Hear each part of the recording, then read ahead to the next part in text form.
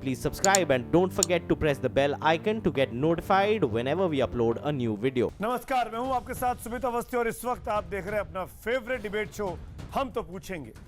कर्नाटक का चुनाव लिंगायत से शुरू होकर दम यानी दलित और मुस्लिम पर आकर अटक गया है।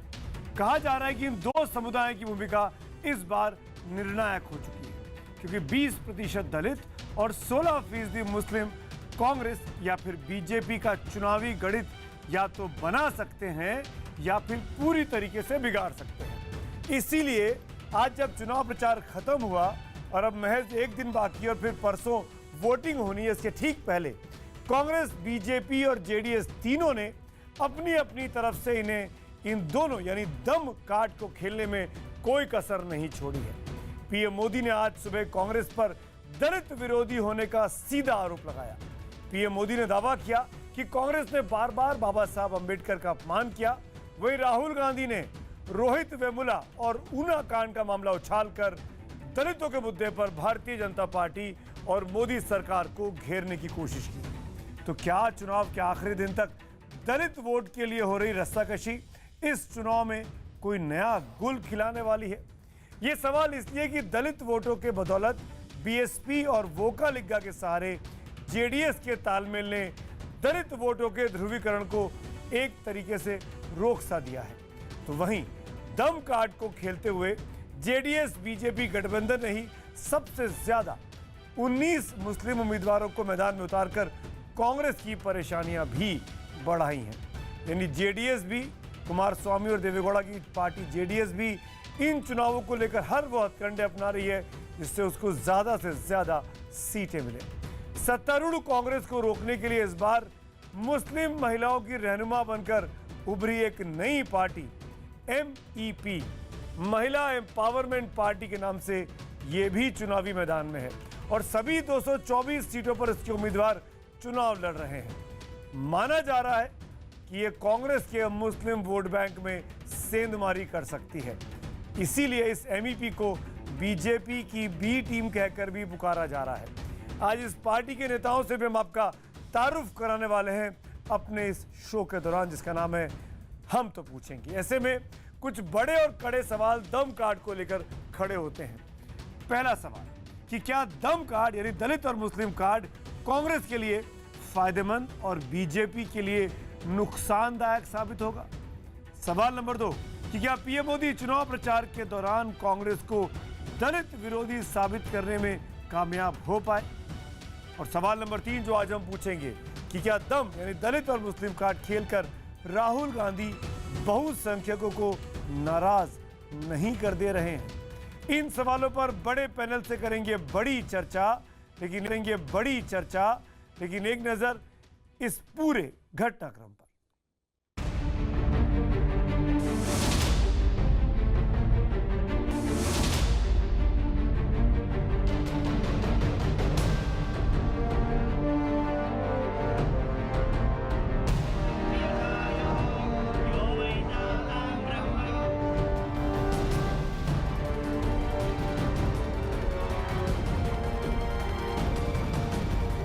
कर्नाटक में चुनाव प्रचार आज थम गया, लेकिन इसकी गूंज मंदिरों, मस्जिदों, मठों और मजारों की दहलीज से टकराई।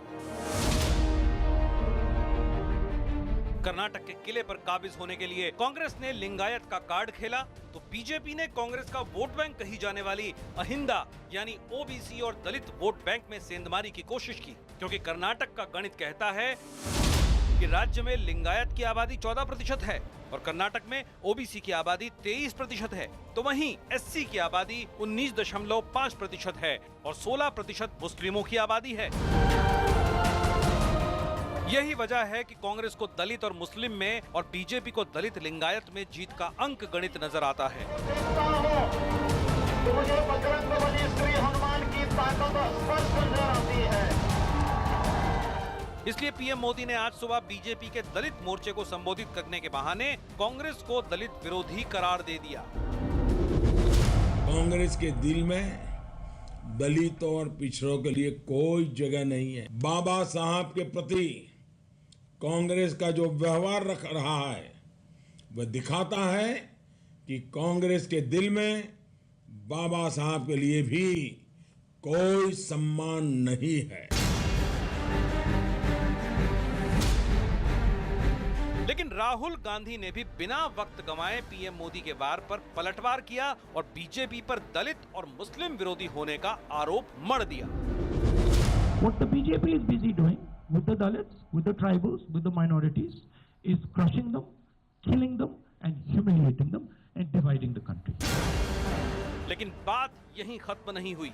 दलित और मुस्लिम वोट के लिए छिड़ी जंग में कांग्रेस और बीजेपी के बाकी नेता भी कूद गए और इनके वोटों पर अपनी दावेदारी ठोक दी। कर्नाटक में भी नाटक कर रहे हैं, घड़ियाली आंसू आ रहे हैं। बाबा साहब के लिए और दलितों के लिए झूठा घड़ियाली आंसू है। अगर आपने किसी दरगाह पे जाना है, किसी मस्जिद पे जाना है, किसी मंदिर पे जाना है, तो चुनाव के दिनों में क्यों जा रहे हैं आप? निमंत्रण है, वहां सब जाएंगे और वो वही किया। कर्नाटक में दलितों और मुस्लिमों पर हो रही सियासत के पीछे एक बड़ा कारण ये भी है कि इन दोनों समुदायों का विधानसभा के 224 सीटों में से करीब 120 सीट पर प्रभाव है। तो ये दोनों नेशनल पार्टी धर्म का ही चोला पहनकर इस बार इलेक्शन को गए हैं। पर सियासत तो एक दलित एक बड़ी कॉन्स्टिट्यूंसी है और हजारों साल से जिनको दबा कर रखा गया है, अब वो धीरे धीरे बाहर आ रहे हैं उस व्यवस्था से। लेकिन इस सियासत के बीच एक नया रंग घुल गया है जो कांग्रेस और बीजेपी का गणित बिगाड़ सकता है, क्योंकि दलितों की पार्टी कही जाने वाली बीएसपी कर्नाटक में कांग्रेस के खिलाफ जेडीएस के साथ तालमेल ठोक रही है। तो हिजाब पहनकर मुस्लिम कारोबारी नोभेरा शेख की 6 महीने पहले बनी MEP यानी महिला एम्पावरमेंट पार्टी 224 सीटों पर चुनाव लड़ रही है। हालांकि MEP पर आरोप है कि ये बीजेपी की बी टीम है जो कांग्रेस के मुस्लिम वोट में सेंधमारी कर सकती है। वोट काटने का हमारा कोई इरादा नहीं है और ना हम उस वजह से आए हैं। इसलिए हम तो पूछेंगे, क्या पीएम मोदी का आरोप सही है कि कांग्रेस का दलित और मुस्लिम प्रेम चुनावी हथकंडा है?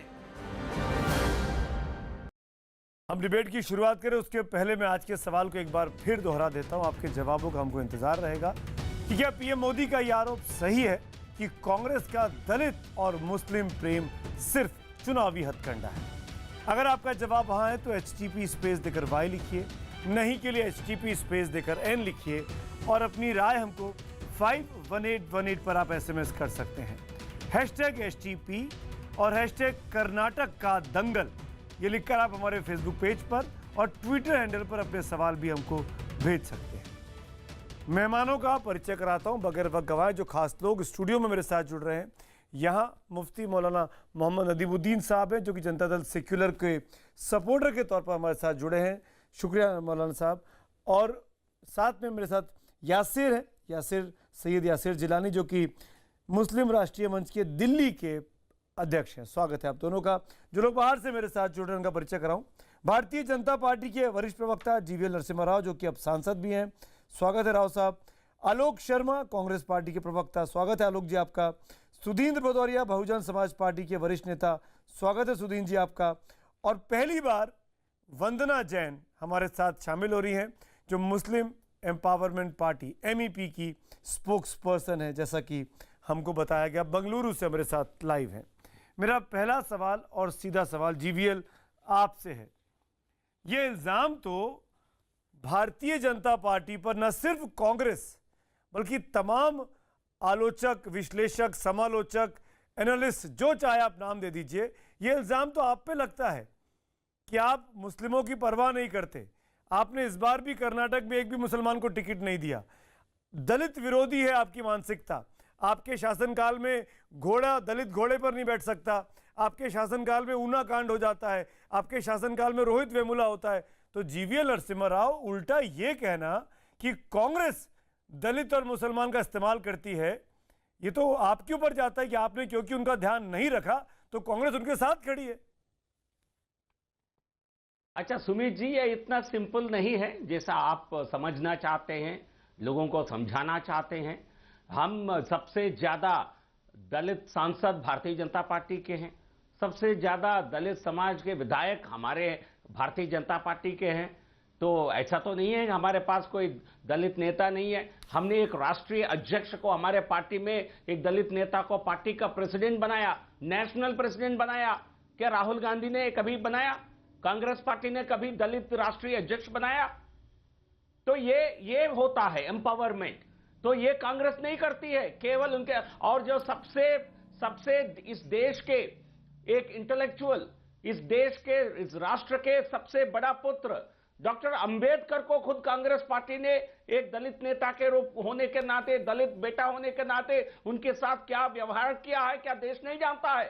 जिस प्रकार जवाहरलाल नेहरू एक बदले की भावना से उनको सरकार से निकालते हैं और उनको चुनाव में हराते हैं जी। खुद मुंबई जाकर उनको दो लोकसभा क्षेत्रों से 2 बार उनको चुनाव में हराते हैं और भारत रत्न का जो सम्मान उनको सबसे बिल्कुल पहले ठीक। जो बातें आपने की उसके जवाब आलोक शर्मा देंगे। मुसलमानों के बारे में बता दीजिए। अब आप मुसलमानों के बारे में बता दीजिए। सबसे बड़ी पार्टी है ना आप, 19 राज्यों में आपकी सरकारें हैं। कितने मुस्लिम विधायक है? हाँ। कितने मुस्लिम सांसद है भारतीय जनता पार्टी के? Come to the point. हमारे कम नहीं, बिल्कुल सही है, आपकी बात सही है। हमारे ज्यादा नहीं है। क्यों? क्योंकि हमारे पास ज्यादा जीतने, सुन लीजिए, बस इसकी मतलब ये नहीं कि हम उनको समुचित स्थान नहीं देते हैं। हमारे केंद्र सरकार में मंत्री उस समाज से आते हैं।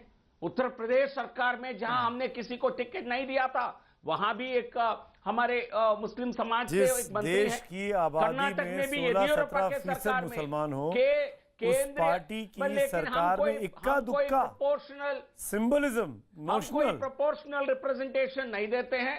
हम कोई इस प्रकार धर्म के आधार पर सीट नहीं बांटते हैं। तो आलोक शर्मा, स्वाभाविक है। मेरे ख्याल से आलोक शर्मा आपका काम आसान हो गया। बीजेपी ने सब बातें खुद मान ली।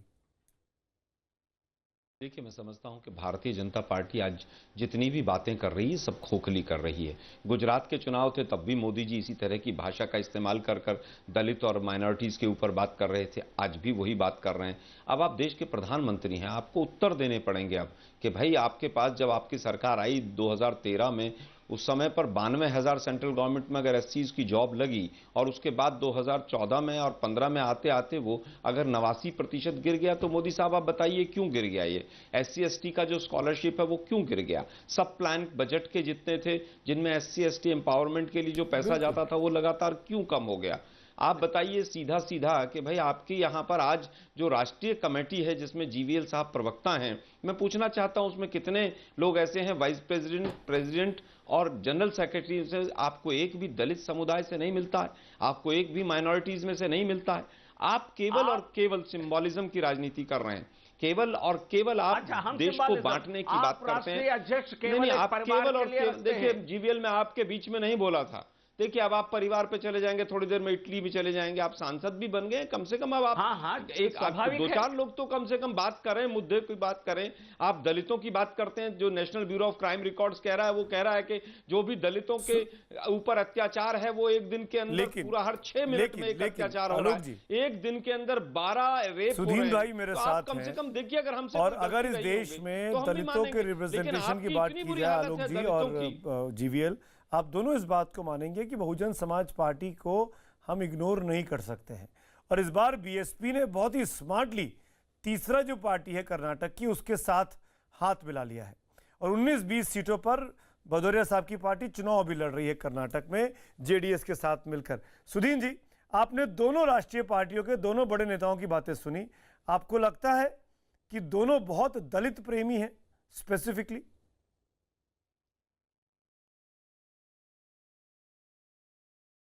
भाई, दोनों पार्टियों का इतिहास पूरे देश के सामने है।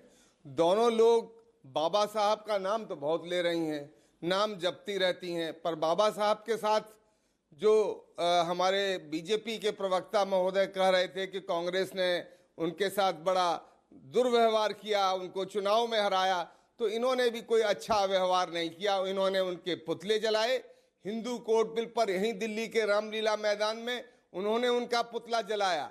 ये बात सही है, दोनों ही पार्टियां सामंतवादी मानसिकता से प्रेरित पार्टियां हैं और इसीलिए शायद जैसे कांग्रेस ने कभी भी एक दलित को, जैसे पहले बाबा साहब के खिलाफ थे, बाद में बाबू जगजीवन राम को भी इन्होंने प्रधानमंत्री नहीं बनने दिया, फिर उसके बाद वो पार्टी से बाहर निकले। इसी प्रकार से भारतीय जनता पार्टी कितनी भी दम हमने देखा इस बीच में, जब से 4 साल से इनकी सरकार चल रही है, चाहे वो रोहित वेमुला का प्रश्न हो, चाहे वो ऊना का प्रश्न हो, चाहे वो सहारनपुर हो, चाहे वो कोरेगांव हो, इस तरह से 2 अक्टूबर को जब दलित एट्रोसिटीज के खिलाफ पूरे देश के दलित खड़े हुए तो उनका दमन किया गया और बुरी तरह से दमन किया गया। देशवासी इसको देख रहे हैं। कर्नाटक में विशेषकर क्योंकि चुनाव वहां हो रहा है, तो हम भी बताएंगे अगर आप पूछेंगे कि वहां पर प्रश्न ये तो है ही, पर वहां पे रैयत का भी प्रश्न है, किसानों का, जिसके सबसे बड़े नेता वहां देवेगौड़ा हैं। बिल्कुल। बहन मायावती जी आवाज बन गई है इस समय, दलितों की आवाज, दबे पिसों की आवाज, और इन सब की ताकत मिलकर मैं आपको बता दूं वहां पर तमाम चौंकाने वाले आंकड़ों के नतीजे आएंगे। छोटा सा मैं आऊंगा, बिल्कुल आऊंगा आलोक जी आपके पास, लेकिन ये बात फैक्ट है कि दलित और मुस्लिम गठजोड़ जो कि नॉर्थ की राजनीति का चेहरा माना जाता है, तरीका माना जाता है चुनाव जीतने का, वो कर्नाटक की राजनीति में हावी हो गया है। लिंगायत, वोकालिंगा और कुर्बा के बदले आज दलित और मुस्लिम पर चर्चा करनी पड़ रही है, क्योंकि दोनों पार्टियों को चुनाव प्रचार खत्म होने पर यह समझ में आ गया है कि इनके बगैर, क्योंकि करीब 120 सीटें हैं 224 में से, जो सीधे सीधे दलित और मुस्लिम लोग अफेक्ट कर सकते हैं हराने में और जिताने में। MEP एक नई पार्टी है, उनकी प्रवक्ता वंदना जैन मेरे साथ हैं। वंदना जी स्वागत है, और मेरा सीधा सवाल आपसे, आप बीजेपी की बी टीम है, आप कांग्रेस को हराने के लिए चुनावी मैदान में उतरे, ये इल्जाम है आप पे कि ये हमारे मुस्लिम, आपको पहले तो हम ये कह देते हैं कि ये हमारी पार्टी का नाम जो आपने लिया है मुस्लिम एम्पावरमेंट पार्टी, ये गलत है। हमारी पार्टी का नाम है महिला एम्पावरमेंट पार्टी। तो जी, तो जैसे कि हमारे पे इल्ज़ाम लगाया है कि मुस्लिम पार्टी को, कांग्रेस पार्टी को हराने के लिए हमारे पे इल्ज़ाम है, वो सरासर गलत इल्ज़ाम है। हमारी पार्टी का मुद्दा किसी को हराना और जिताना नहीं है। हमारी पार्टी का मुद्दा है कि हमें अपनी जो सोच है उसको सारी जनता के सामने बाहर लाना है। हमारी सोच है कि हम महिला एम्पावरमेंट पार्टी जो महिलाओं को एम्पावर करना चाहती है, हमारी सोच वो है। हमें किसी को ना जिताना है ना हराना है। हम इस मुद्दे से हम आए ही नहीं है। ये सरासर गलत इल्ज़ाम हमारे पे लगाया ये इल्ज़ाम इसलिए आप पे लगता है, मैं आपको बता दूं, आपकी राष्ट्रीय अध्यक्ष नौशेरा शेख मैम, नौशेरा शेख ने तारीफ की प्रधानमंत्री मोदी की कि वो बुलेट ट्रेन लेकर आ रहे हैं। उनके नाम से पोस्टर वोस्टर छपवाया उन्होंने। बीजेपी और संघ के कुछ लोग जो पूर्व में उनके साथ थे, वो आपकी पार्टी के साथ आज की तारीख में जुड़े हुए हैं। तो ये माना जाता है वंदना जी कि आप लोग किसी के कहने पर सभी 224 सीटों पर चुनाव लड़ रहे हैं ताकि किसी एक का नुकसान कर सके। देखिए, 224 कॉन्स्टिट्यूंसी में हम अगर लड़ रहे हैं तो ये हमारी ताकत है। किसी के कहने पर, अगर आज विजय माल्या भी पार्टी बनाई थी, क्या वो लड़ पाए 224 सीटों पे? नहीं लड़ पाए। अपनी ताकत पे हम लड़ रहे हैं और ये हमारी ताकत है, ये हमारी जी नहीं। 6 महीने पुरानी पार्टी है आपकी। देखिए, पैसा बहुतों के पास होता है तो कोई लड़ पाता है जी। 6 महीने पुरानी पार्टी है, पर हमारे जो हमारी विचारधारा है वो बहुत पुरानी है कि हम 6 महीने पार्टी को हुए, 6 महीने पहले तक मोदी नामा पढ़ रहे थे। क्या भाजपा ने आपको कुछ पैसा दिया है चुनाव लड़ने के लिए? आप क्या कर रहे थे? मैं आप सबके पास, किसी के पैसे देने से अगर चुनाव लड़ा जाता है जी, किसी के पैसे देने से अगर चुनाव लड़ा जाता है तो बीजेपी को पैसे देने की जरूरत नहीं है। वो खुद इतनी दमदार पार्टी है कि वो खुद जीत लेगी। हमारी कहाँ जरूरत है उनको? आप बीजेपी की तारीफ कर रही हैं, मैंने सही सुना? हमारी जरूरत नहीं है। बीजेपी दमदार पार्टी है, खुद जीत लेगी। हमें सिर्फ हमारी बीजेपी की तारीफ कर रही है वंदना जी, आप महिलाओं के लिए लड़ रहे हैं। आप कांग्रेस के लिए बोल सकती थी, कांग्रेस को हराने के जेडीएस के लिए भी बोल सकती थी, के इशारे पर आपने बीजेपी को दमदार पार्टी बोला। जीवीएल में आता हूँ, नदीमुद्दीन साहब जनता दल सेक्युलर के समर्थक मेरे साथ हैं। मौलाना साहब, पहली बात, क्या भारतीय जनता पार्टी और कांग्रेस मुसलमानों की खैरख्वाह नहीं है? देखिए, मैं तो भारतीय जनता पार्टी से कुछ नहीं कहूँगा। इसलिए कि भारतीय जनता पार्टी को मुसलमानों से कोई लेना देना नहीं है। क्या बात कर रहे हैं? समझे? नहीं, बात ही नहीं है। 3 तलाक वाला कानून नहीं, लेकर आ रहे हैं, मुस्लिम महिलाओं के लिए इतना नहीं, सुनिए। भारतीय जनता पार्टी से मुसलमानों का कोई लेना देना नहीं, ना उसको हमसे कोई लेना देना है। बात कांग्रेस की मैं करने जा रहा हूँ। 5 साल 40 साल के बाद कोई कर्नाटक का सीएम है जिसने 5 साल सरकार चलाई है। सिद्धारमैया का बजट 2000 करोड़ के अबव है। 40% भी माइनॉरिटी का बजट उन्होंने खर्च नहीं किया। औकाफ लैंड पर सबसे ज़्यादा कब्जा करने वाले सिद्धारमैया के लोग हैं। कांग्रेस का एक ही काम है कि मुसलमानों को धोखा देना, मुसलमानों को डराना, भयभीत करना कि भाजपा आ रही है। भाजपा के नाम पर आप डरा रहे हैं। 60 साल से आपकी सरकार थी। सच्चर कमेटी की रिपोर्ट आने की वजह क्या बनी? क्यों मुसलमान बैकवर्ड हैं?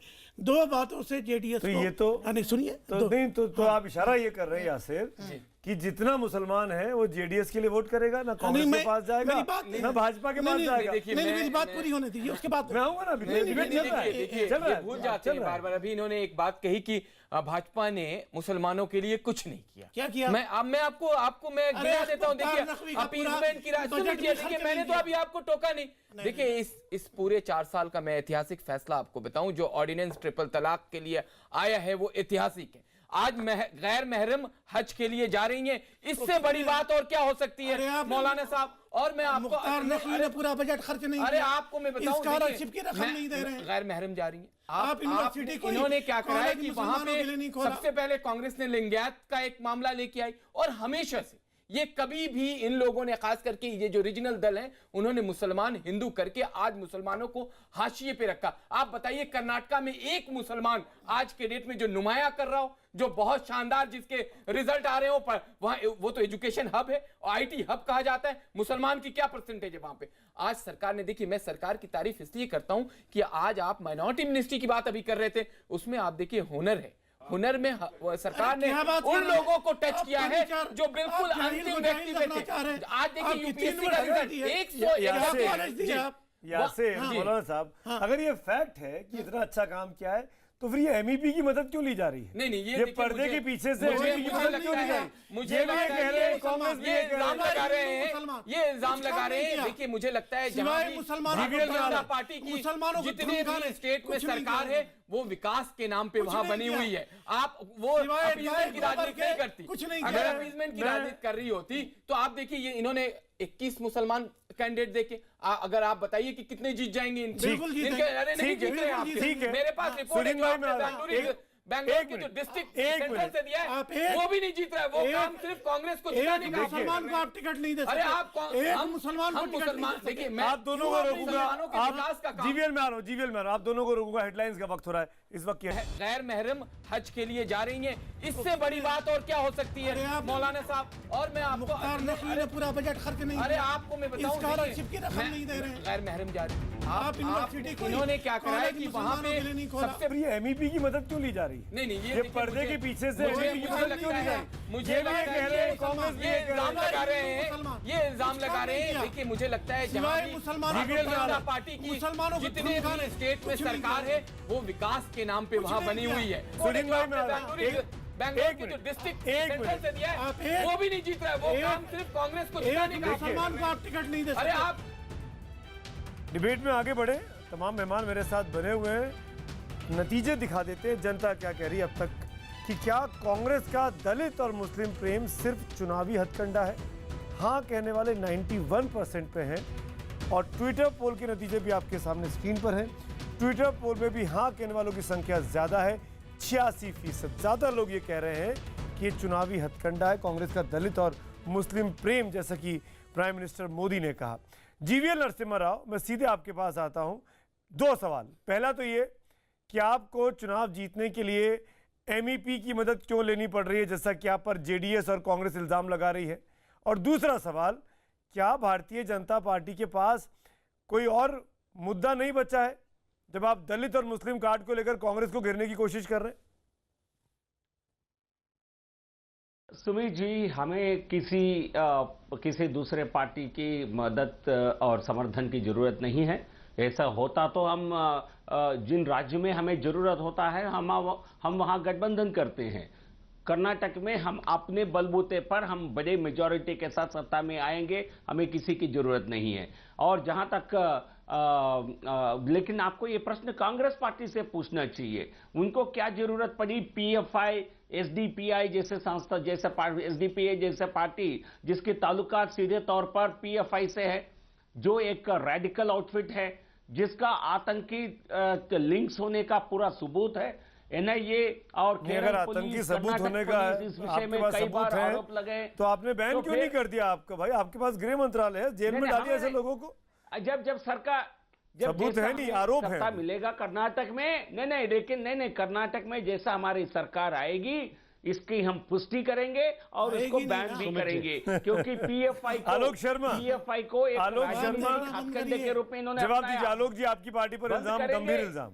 आलोक शर्मा, इसके बाद समझता हूं कि नागालैंड में किस पार्टी के साथ इन्होंने मिलाया हाथ, त्रिपुरा में किसके साथ हाथ मिलाया, पंजाब में जिन लोगों ने संविधान फूंका उनके साथ हाथ मिलाया, शिवसेना कहां कहां क्या क्या करती रही है उनके साथ हाथ मिलाया, पीडीपी जो हमेशा अलगाववादियों के साथ खड़ी रही है उनके साथ हाथ मिलाया। आज ये यहां बैठकर प्रवचन दे रहे हैं। आप लोगों के पास अगर सबूत हैं कि वो संस्थाएं किसी भी रूप में आतंकवादी गतिविधियों में शामिल हैं, तो आप लोग क्या पकौड़े तल रहे हैं केंद्र में सरकार में बैठ के? उनको बैन क्यों नहीं करते हैं आप लोग?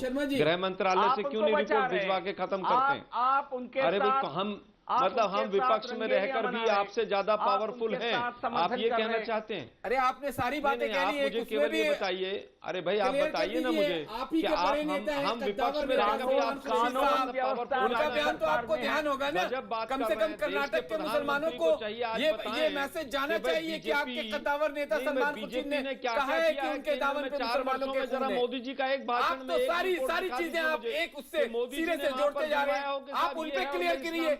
राहुल गांधी ने तो कह दिया कि हम आपके बयान को देख लेंगे, समझ लेंगे, तो इसका मतलब कि कर्नाटक के मुसलमानों को भी आप बताइए कि मुसलमानों के खून के धब्बे उनके हाथ जाएंगे, उनकी मुसलमानों के कत्ल से आपके हाथ रंगे हुए हैं। आलोक जी, आपको लगता है कि सलमान भाई का, सलमान खुर्शीद का बयान मुसीबत का सबब बन के आया ठीक चुनाव के पहले, जो उन्होंने कहा कि देखिए, मैं समझता हूं इस तरह के बयान जरूर कहीं ना कहीं सुमित भाई पार्टी को नुकसान पहुंचाते हैं। मणिशंकर अय्यर को और पहले बाहर कर दिया गया होता तो शायद नुकसान और कम होता, देरी से बाहर किया गया। मणिशंकर अय्यर ने जो कहा पाकिस्तान में 3 दिन पहले, उसके खिलाफ आलोक होनी चाहिए। उन सस्पेंडेड मणिशंकर अय्यर को एक्सपेल भी नहीं किया पार्टी ने, वो सुनते रहे। पिछली बार कम से कम सस्पेंड किया था, इस बार तो एक्सपेल करना चाहिए था, क्यों नहीं एक्सपेल किया गया? देखिए, मैं समझता हूं आप खुद ही कह रहे हैं कि गलत तरीका है। से सस्पेंडेड है, पार्टी से बाहर हैं, लेकिन मुझे केवल ये बताइए, जिन लोगों ने रामजादे और हरामजादे शब्दों का इस्तेमाल किया वो पार्टी में है, जिन्होंने दलितों को कुत्ते का पिल्ला कहा वो मंत्री बन गए। देखिए, ये बौखलाहट है आलोक शर्मा जी की, इस तरह की बात करते हैं हमारे देखिए तमाम जो मैंने अपने संगठन में सीखा, हमने तो आज कम से कम उनको पार्टी से बाहर किया।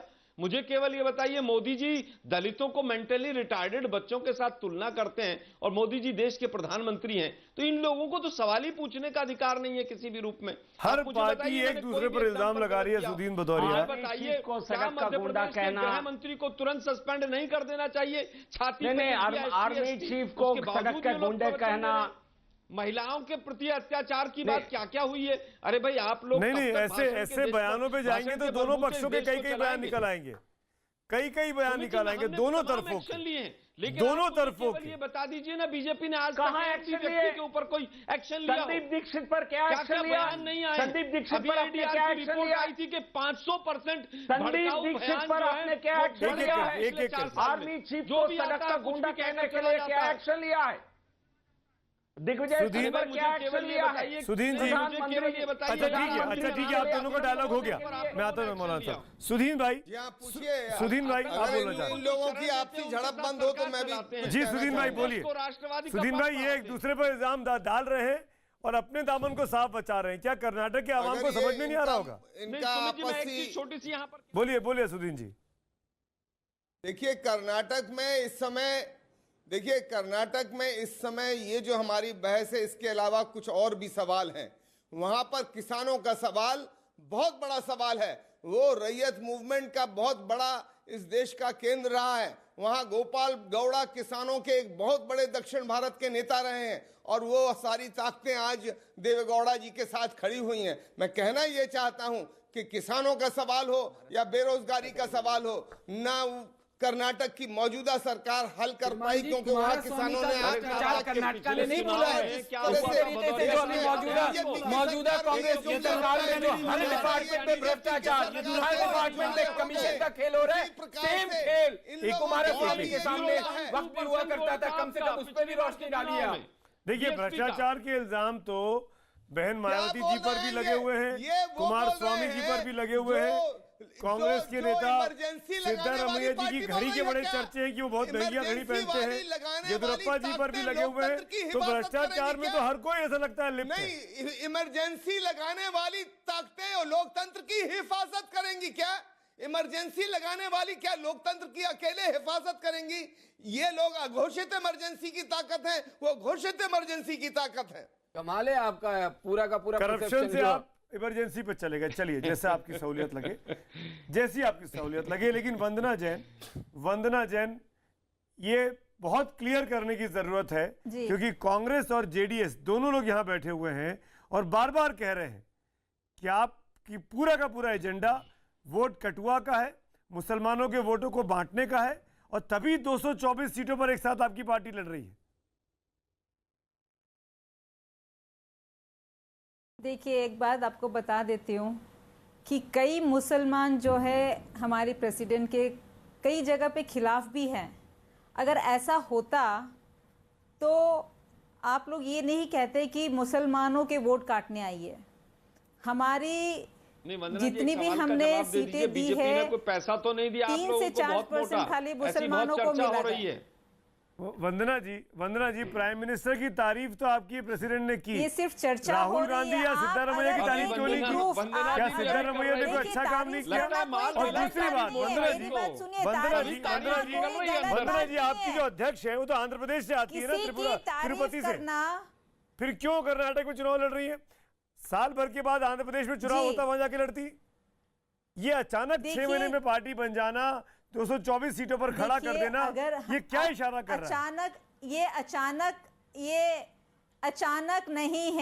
अचानक नहीं है। ये हम लोगों ने 2014 में सोचा था कि हम लोग पार्टी बनाएंगे, उसका एक प्रोसेस था, हमने उस प्रोसेस को पूरा किया। उसके बाद में हमने ये हीरा जो चिन्ह है वो हमें मिला, जब तो आपका ग्रुप ही हीरा ग्रुप है। भी नहीं थे, उस सरकार मोदी जी की बनी भी नहीं थी हमारी पार्टी का। जी, ये मुझे इस बात का जवाब नहीं मिला। मैं आ रहा हूँ नदीमुद्दीन साहब आपके पास। पैसे तो नहीं मिले। मुझे इस बात का जवाब नहीं मिला वंदना जी कि कोई पोस्टर सिद्धारमैया की तारीफ में क्यों नहीं छपा, कोई पोस्टर मनमोहन सिंह या राहुल गांधी की तारीफ में क्यों नहीं छपा? क्या सिर्फ एक ही जगह ने अच्छा काम किया? बुलेट ट्रेन इतनी जरूरी है, बुलेट ट्रेन महिला एम्पावरमेंट पार्टी के लिए? देखिए, मुद्दे छपे ना छपे ये बहुत अलग चीज है। किसी की तारीफ कर देने का मतलब ये नहीं है कि हम उनसे जुड़े हुए हैं। क्या कल मैं आपकी तारीफ कर दूंगी तो इसका मतलब ये थोड़ी है कि हम आपके साथ जुड़ गए हैं? मेरी कोई राजनीतिक पार्टी नहीं, मैं किसी जगह आपकी मदद नहीं करता हूं। तारीफ कर रहे हैं, हम तो सिर्फ गाली खाना जानते हैं। हमसे जुड़ के आपको भी गालियां ही पड़ेंगी। इसका मतलब पूरी तरह से नरेंद्र मोदी जी के आप बीच आप मुद्दा मत बनाइए। देखिए, किसी मौलाना साहब बोलना चाह रहे हैं, आपकी बात सुन के मौलाना साहब जवाब देना चाह रहे हैं। मदद की जाए, बीजेपी की मदद की जाए, सीधा सीधा इसलिए पार्टी मौलाना जी, उसका तो मकसद ही आलोक जी, 1 मिनट, मौलाना साहब बोलना चाह रहे काफी देर से। वंदना जी की बात सुन के देखिए, नोहेरा शेख का कि कमाई पूरी नाजायज है। जी बोलिए। हज़ारों करोड़ों, ये सबूत के साथ बात करिए, आप लाइव टीवी पर हैं, ऐसे आप इल्जाम नहीं लगा सकते। नहीं, मैं बता, कोई भी किसी के बारे में कुछ भी बोल देगा। नहीं, मैं इसको जस्टिफाई नहीं कर सकता। सुनिए, नोहेरा शेख के बारे में आपके सबूत है तो बोलिए। इल्जाम लगा के आप अपने मुसलमान कौम को ही इल्जाम हज़ारों करोड़ रुपया गलत कर रहे हैं। हलाल के नाम पर नोहेरा ने हैदराबादी अवाम का पैसा दिया है। एक बात, 224 सीटों पर इसने अपने कैंडिडेट खड़े किए हैं। 15 साल पहले ज़कात खैरात ले करके मदरसे चलाया करती थी। आज कम से कम अरे सुनिए, लेडी है, मुस्लिम लेडी है। अरे सुनिए, मतलब मैं नहीं, आप अच्छे तरीके से खिताब तो कर सकते हैं। मोहतरमा अल्फाजों का चेंज सही करें। लीला पैलेस में बैठ करके अपने नाजायज साम्राज्य का ढिढोरा पीट रही। नहीं, ये आपके पास बीजेपी ने नौहेरा शेख को एक बहुत बड़ा सरमाया पैसा दे जवाब वंदना जी का जवाब। नहीं, आपने बहुत इल्जाम लगाया। नहीं, मैं अलाउ नहीं कर सकता। वंदना जी आपका जवाब। जो आप लगा रहे हैं बहुत गलत कर रहे हैं। पहली बात गलत नहीं, सही कर रहे हैं। प्रूफ देंगे, सबूत देंगे। कब देंगे, कहाँ देंगे? अदालत में जाने वाले हैं। वंदना जी, आपके पास नहीं भारतीय संविधान में अधिकार है। अगर ये गलत बोल रहे हैं आप कोर्ट में खींचिए। अगर हिम्मत इनके खिलाफ माना नहीं कर सकती हैं। हिम्मत है तो नौहेरा को बोलिए, आइए कच्चा चिट्ठा खोल करके बताएंगे कि बीजेपी की एजेंट है। कितने पैसे हलाल के नाम पर लेकर के तमाशा कर रही है, तमाशा कर रही है। ये मुसलमानों को वोट काटने के लिए, बीजेपी को जिताने के लिए कर्नाटक में मोहतरमा नौहेरा शेख का तमाशा है। कर्नाटक के मुसलमान जानते हैं कि नौहेरा एक भी सीट जीतने वाली नहीं। तमाम सीटों पर जमानत जब्त हो जाएगी। मौलाना साहब एक मिनट। वंदना जी एक मिनट। आप अगर ये बात कह रहे हैं, पहले इल्जाम लगाया जाता है जी। वंदना जी एक मिनट, मैं ब्रेक में जा रहा हूं, लेकिन एक चीज समझ में आ रही है। जिस तरीके से जेडीएस के सपोर्टर मौलाना नदीमुद्दीन रिएक्ट कर रहे हैं एमईपी को देखकर, समझ में आ रहा है कि एमईपी कितना बड़ा डेंट बनकर उभर सकती है। और इसीलिए शायद ये पार्टियां परेशान हैं कि एमईपी के पास कहां से वोट जा रहे हैं। मैं आगे बढ़ाऊंगा इस डिबेट को, लेकिन ब्रेक के उस पार बने रहिए हमारे साथ।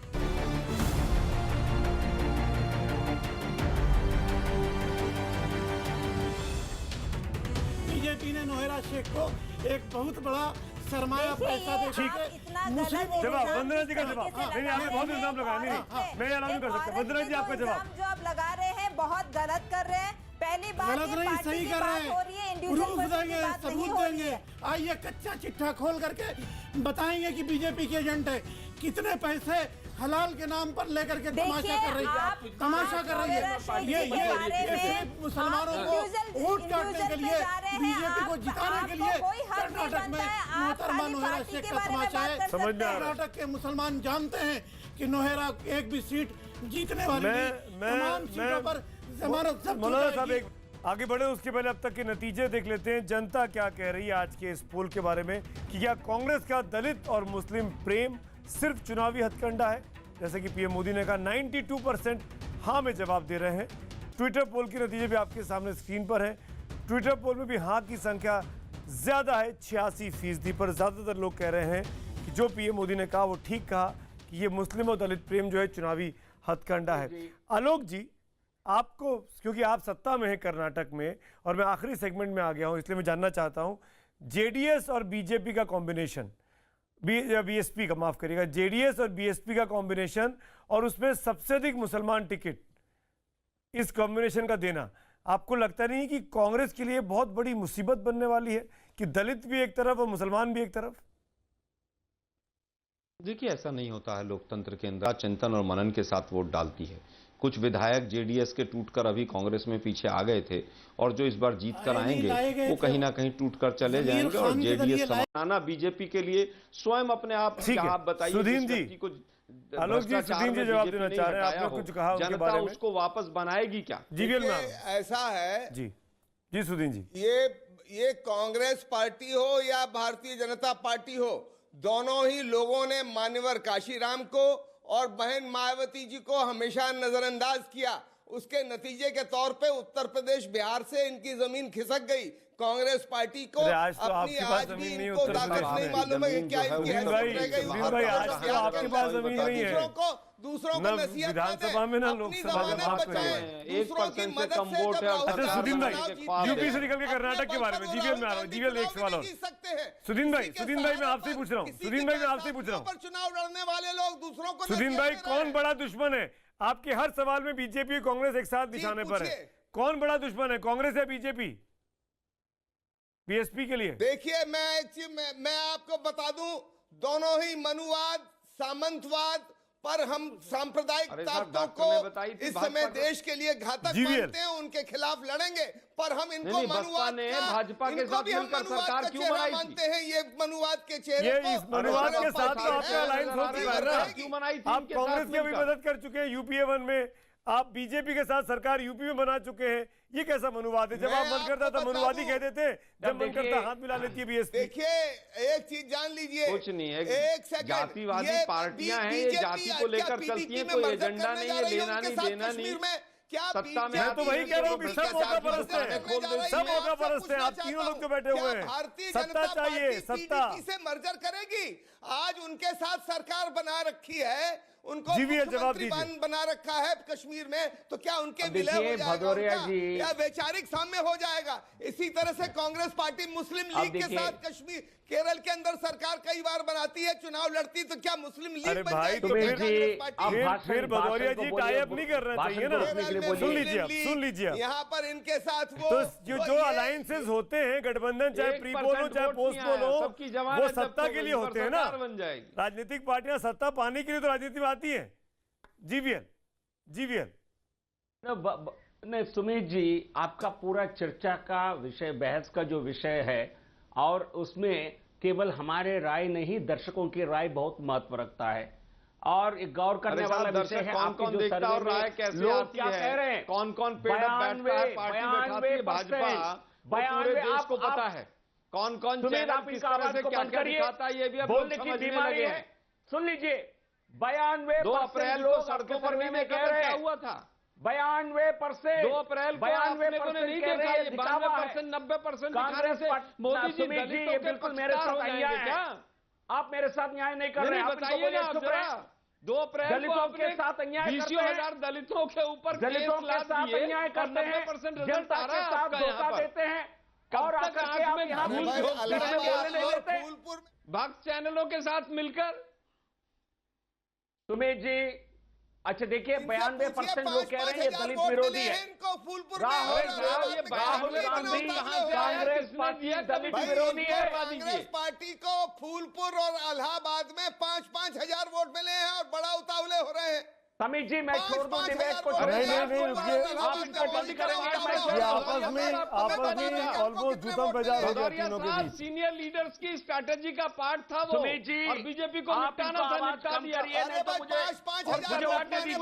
जीवीएल आप 1 मिनट रुकिए, दोनों आपस में नोकझोंक कर रहे हैं। कितने सही सीटें कम आई हैं, कितने लोगों की जमानत जब बीएसपी और कांग्रेस आपस में ही इस वक्त भिड़े हुए हैं। जीवीएल नहीं, ये आपकी दलित प्रेम दिखावा है, ये जनता बता रही है। रेस से बाहर जवाब दे रहा हूं, जीवीएल नहीं है हमारे इसमें। देखिए आलोक शर्मा, जितने भी पोल्स आए हैं, आप तो नहीं मानेंगे उनको, या मानेंगे भगवान जाने, उन पोल्स में कांग्रेस की सीटें कम हुई हैं, बीजेपी की सीटें बढ़ी हैं।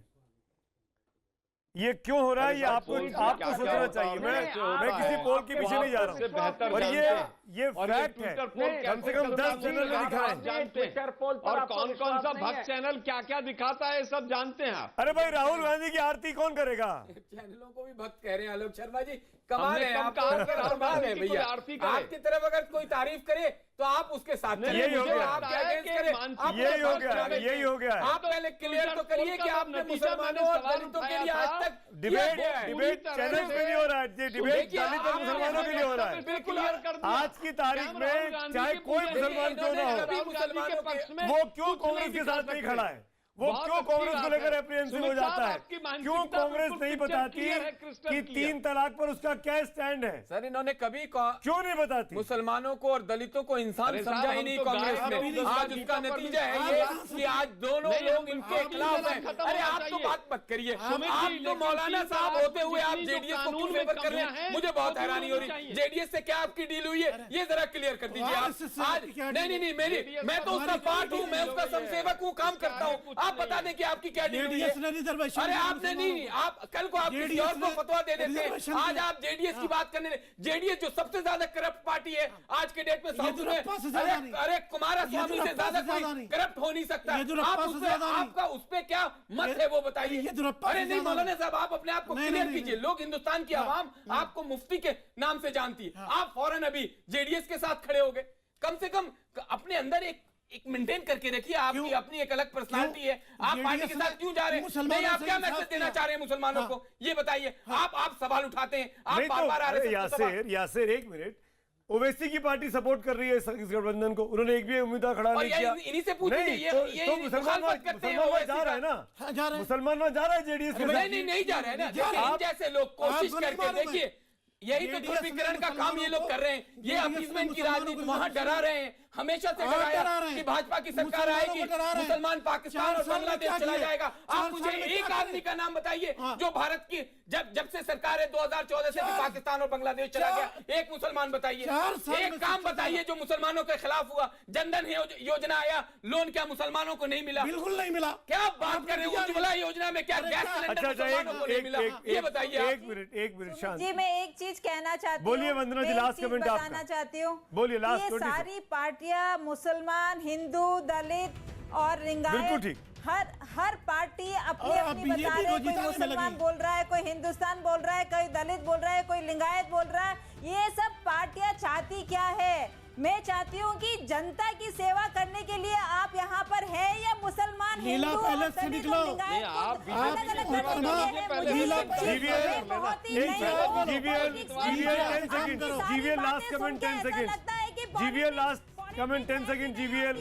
पॉलिटिक्स ऐसे नहीं होती। GVL 10 second. जो कांग्रेस अलग कर रहे हो, आप कर क्या? कांग्रेस दलित विरोधी है, यही आपके आज का प्रोग्राम का नतीजा है। जनता का मिजाज यही है, कांग्रेस दलित विरोधी है। कांग्रेस ये आप कह रहे हैं, बाकी चीजें 15 तारीख को फाइनल हो जाएंगी। शुक्रिया, थैंक यू सो मच सबको जुड़ने के लिए, वक्त निकाला आप लोगों ने। लेकिन जनता की राय जो आई वो साफ था कि जो दलित और मुस्लिम प्रेम दिखाती है कांग्रेस पार्टी, वो दरअसल चुनावी हथकंडा है। ये जनता का भी मानना है, जैसा कि प्राइम मिनिस्टर मोदी ने आज कहा था। शुक्रिया इस डिबेट में मेरे साथ जुड़ने के लिए। चलते हैं 100 बात की एक बात।